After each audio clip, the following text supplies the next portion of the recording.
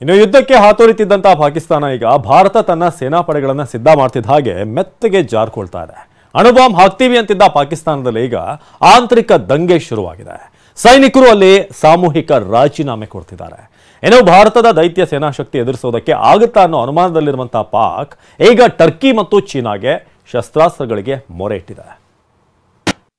ಭಾರತದ ಯುದ್ಧ ಸಿದ್ಧತೆಗೆ ಬೆವರಿ ನಡುಗ್ತಿದೆ ಪಾಪರ ದೇಶ. ಚೀನಾ ಕಾಲಿಗೆ ಎರಗಿ ನೆರವಿಗಾಗಿ ಅಂಗಾಲಾಚಿರುವ ಪಾಕಿಸ್ತಾನ.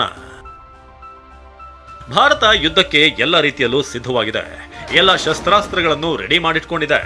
ಆದ್ರೆ ಆರಂಭ ಶೂರತ್ವ ತೋರಿದ್ದ ಪಾಕಿಸ್ತಾನ ಈಗ ಏನ್ ಗ್ರಹಚಾರ ಕಾದಿದೆಯೋ ಅಂತ ತಲೆ ಮೇಲೆ ಕೈ ಹೊತ್ತು ಕೂತಿದೆ. ಯಾಕಂದ್ರೆ ಭಾರತದ ಬಳಿ ಇರುವ ಅರ್ಧದಷ್ಟು ಸೇನಾ ಬಲ ಪಾಕಿಸ್ತಾನದ ಬಳಿ ಇಲ್ಲ. ಹೀಗಾಗಿ ನೆರವಿಗಾಗಿ ಚೀನಾ ಮೊರೆ ಹೋಗಿದೆ. ಪಾಕಿಸ್ತಾನದ ವಿದೇಶಾಂಗ ಸಚಿವ ಮೊಹಮ್ಮದ್ ಇಶಾಕ್ ಚೀನಾ ವಿದೇಶಾಂಗ ಸಚಿವ ವಾಂಗ್ ಯಿ ಜೊತೆ ಚರ್ಚಿಸಿದ್ದಾರೆ. ಚೀನಾ ಕೂಡ ಪಾಪಿಗಳಿಗೆ ಬೆಂಬಲ ಸೂಚಿಸಿದೆ.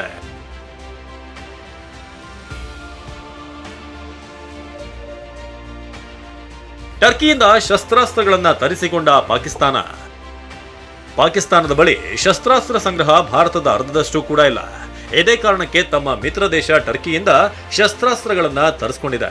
ಒಟ್ಟು 6 130 ಹರ್ಕ್ಯುಲಸ್ ವಿಮಾನಗಳಲ್ಲಿ ಶಸ್ತ್ರಾಸ್ತ್ರಗಳು, ಅಗತ್ಯ ಸಲಕರಣೆಗಳು ಪಾಕಿಸ್ತಾನಕ್ಕೆ ಬಂದಿಳಿದಿವೆ ಅನ್ನೋ ಮಾಹಿತಿ ಸಿಕ್ಕಿದೆ. ಕರಾಚಿಯಲ್ಲಿ ಈ ವಿಮಾನಗಳು ಲ್ಯಾಂಡ್ ಆಗಿವೆ.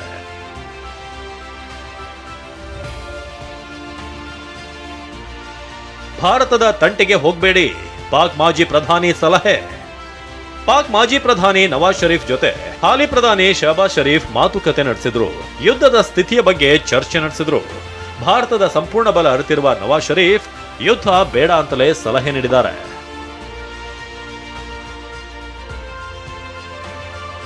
ಪಾಕಿಸ್ತಾನ ಸೈನಿಕರಿಂದ ಸಾಮೂಹಿಕವಾಗಿ ರಾಜೀನಾಮೆ. ಇಷ್ಟೆಲ್ಲ ಬೆಳವಣಿಗೆ ಮಧ್ಯೆ ಪಾಕಿಸ್ತಾನ ಸೇನಾ ಮುಖ್ಯಸ್ಥ ಅಸೀಂ ಮುನೀರ್ ವಿರುದ್ಧ ಸೇನೆಯ ದಂಗೆ ಎದ್ದಿದೆ. 2550ಕ್ಕೂ ಹೆಚ್ಚು ಅಧಿಕಾರಿಗಳು, 1200ಕ್ಕೂ ಹೆಚ್ಚು ಸೈನಿಕರು ಸಾಮೂಹಿಕ ರಾಜೀನಾಮೆಗೆ ಮುಂದಾಗಿದ್ದಾರೆ. ಇದು ಪಾಕಿಸ್ತಾನ ಸೇನೆಗೆ ಭಾರಿ ಹೊಡೆತ ಕೊಟ್ಟಿದೆ.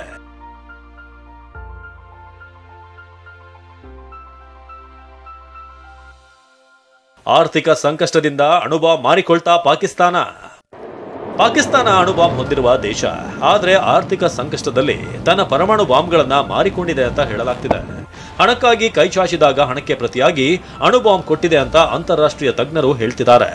2023 ಜನವರಿನಲ್ಲಿ ಪಾಕಿಸ್ತಾನದಿಂದ ನ್ಯೂಕ್ಲಿಯರ್ ವೆಪನ್ಸ್ ಅನ್ನ ಅಮೆರಿಕನ್ಸ್ ಸೌದಿ ಅರೇಬಿಯಾಗೆ ಶಿಫ್ಟ್ ಮಾಡಿದ್ದಾರೆ ಅನ್ನೋ ಸುದ್ದಿ ಇದೆ. ಇನ್ಫ್ಯಾಕ್ಟ್ ಆಕ್ಚುಲಿ ಓಕೆ, ನಾವು ನಿಜ ಮಾಡೇ ಬಿಟ್ರು ಅಂತ ನಾವು ಹೇಳಕ್ಕಾಗಲ್ಲ. ಆದ್ರೆ ಅದೆಲ್ಲ ಒಂದು ರೀತಿಯ ಟೆಲ್ ಎವಿಡೆನ್ಸ್ ನಮಗೆ ಕಂಡು ಬಂದದ್ದು. ಇದರ ಜೊತೆಗೆ ಪಾಕ್ ಬಳಿ 170 ಅಣ್ವಸ್ತ್ರಗಳು ಇವೆ ಅನ್ನೋ ಅಧಿಕೃತ ಮಾಹಿತಿ ಇದೆ. ಆದ್ರೆ ಪಾಕಿಸ್ತಾನದ ರೈಲ್ವೆ ಸಚಿವ ಹೇಳಿರೋದು 130 ಅಣ್ವಸ್ತ್ರಗಳು ಮಾತ್ರ. ये जो 130 एटॉमिक हमारे पास वेपन है वो हमने सिर्फ मॉडल बनाने के लिए नहीं रखे हुए. ಅಣ್ವಸ್ತ್ರ ಇದೆ ಅಂತ ಬಡಾಯಿ ಬೇಡ, ಪಾಕ್ಗೆ ಒವೈಸಿ ಪಂಚ್. ಪರಮಾಣು ಬಾಂಬ್ ಇದೆ ಅಂತ ಪಾಕಿಸ್ತಾನ ಬೆದರಿಕೆ ಹಾಕ್ತಿದೆ. ಹೀಗಾಗಿ ಹೈದರಾಬಾದ್ ಸಂಸದ ಅಸಾದುದ್ದೀನ್ ಒವೈಸಿ ಭಾರತದ ರಕ್ಷಣಾ ಬಜೆಟ್ನಷ್ಟು ನಿಮ್ಮ ಒಟ್ಟು ಬಜೆಟ್ ಕೂಡ ಇಲ್ಲ, ನಿಮ್ಗೆ ಯುದ್ಧ ಯಾಕೆ ಬೇಕು ಅಂತ ತಿವಿದಿದ್ದಾರೆ.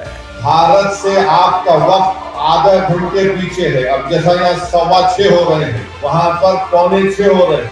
और आधा घंटा पीछे नहीं है, वो आधी सदी भारत से पीछे है.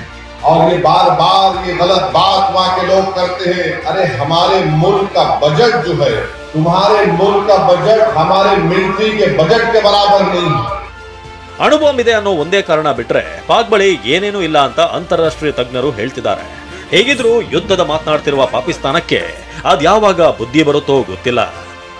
Bureau report, TV9.